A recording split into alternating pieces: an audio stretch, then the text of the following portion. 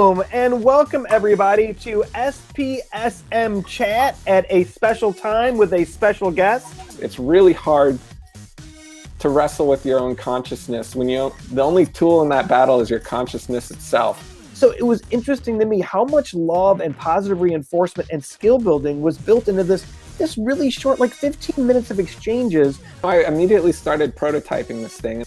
Okay, here we go. I'm taking off down the airport.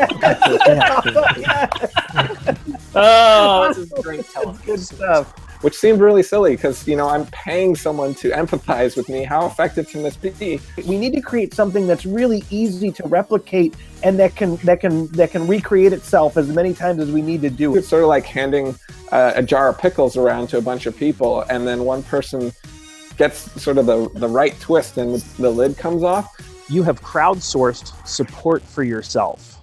Our platform is better suited for teaching people a specific skill rather than sort of solving a specific problem. And what you're saying is that there is value in folks helping others, which is really hard for mental health professionals to facilitate in a traditional way, because we can't access other people because then we'd be violating confidentiality. There's certainly a trade-off of what users want and think will work and versus what we find empirically to perform better. This idea that helping others can help us. We need to, as designers and even clinicians, need to leave some room to be surprised by things and let the data speak for itself. Instead of being focused on self-esteem, we're focusing on self-efficacy, which I think is vital. So the first thing we had to kind of do is operationalize what do we mean by a user in crisis. You can't just tell people what to do. There's something else that works.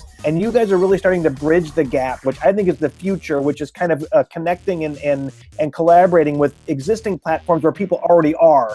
It's really hard for us to find these really cool solutions because there's overlap in all our efforts now. There's nothing that lives in a vacuum anymore.